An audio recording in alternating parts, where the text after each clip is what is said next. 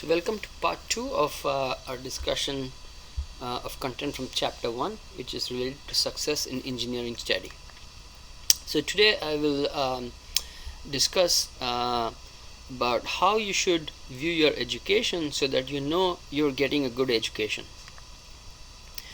Now think about what you're looking down to be hoping to have in the future. You want to have enough knowledge to be successful. Now if you have ever had a little piggy bank at home and have put coins into it, you know that over time, as you keep putting coins into it, it's going to grow.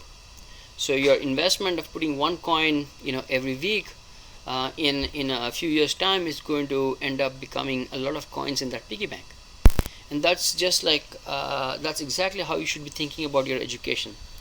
Putting in effort now, learning now is going to pay back in the future. So the other thing to take away is that investing in education now is the best return you can have later on. So it is important for you to make sure that the investment you're putting in now is valuable investment, is good investment, right? So for example, you want to put in money into a bank that gives you the highest interest rate as opposed to a bank where they have a lot of fees and do not give you as much money on your investment.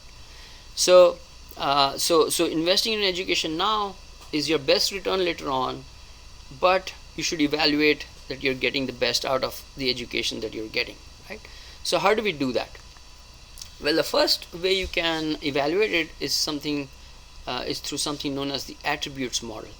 And that is, okay, if I get this engineering degree, what knowledge, what skills, what attitudes will I have when I graduate?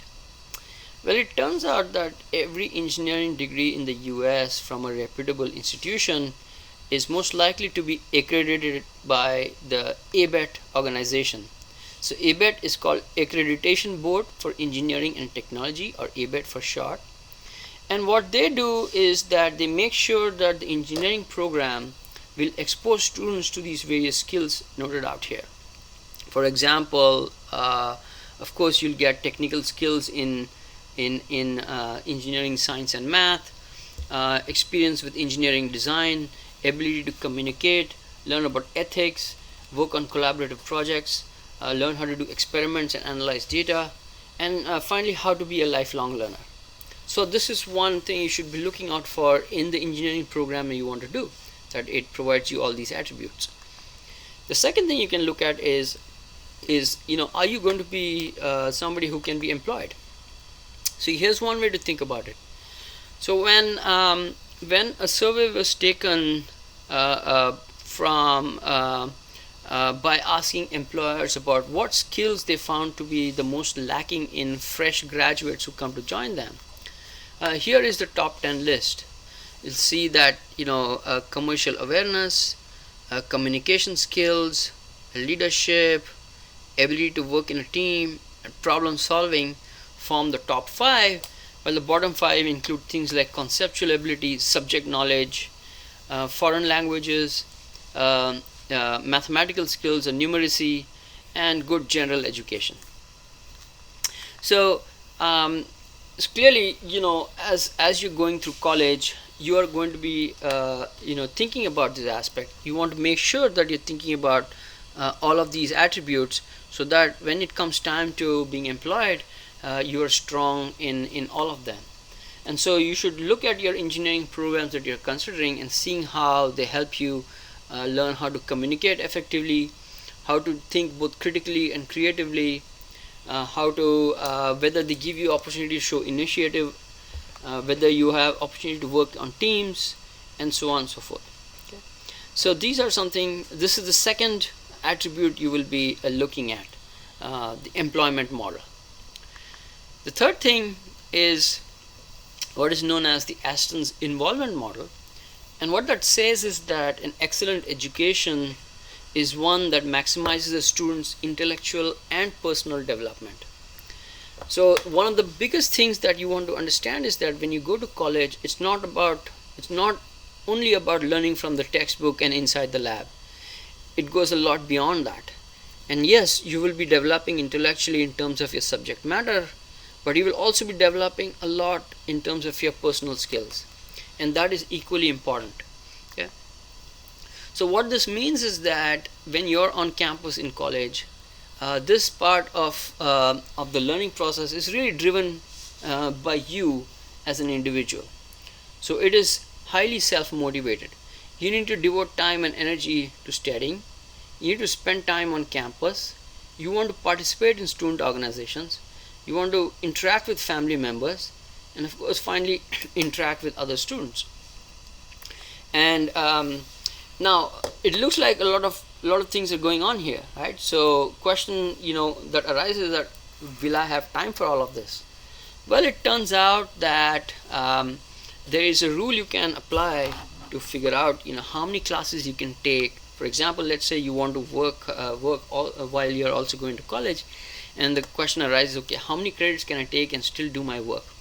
Well, there's a very simple rule that you can apply called Dean Tom Mulinazzi's 60-hour rule. So it begins with the assumption that you can work 60 hours a week, okay, and then for every 1 hour of class lecture that you take, you need to spend 2 hours outside of it to make sure that you really learn the material. Okay, and so you can see now that if you work 20 hours, you'll only be able to take 13 credits. And how does that arise? So I have basically 60 hours of work week minus 20 divided with the fact that I have 3 for every hour of class. So for 1 hour of class, I need to spend 2 hours outside it. So that gives me basically 3 hours, and so this leads to about 13, right? And that tells me that I can take 13 credit hours of classes. Okay, so you can do this calculation depending on the amount of time you want to put in to actual work. Now, of course, this work time should also include time to drive back and forth to work and all the other factors that are not related to actual schoolwork. Okay, all right. So that was item number 3. The final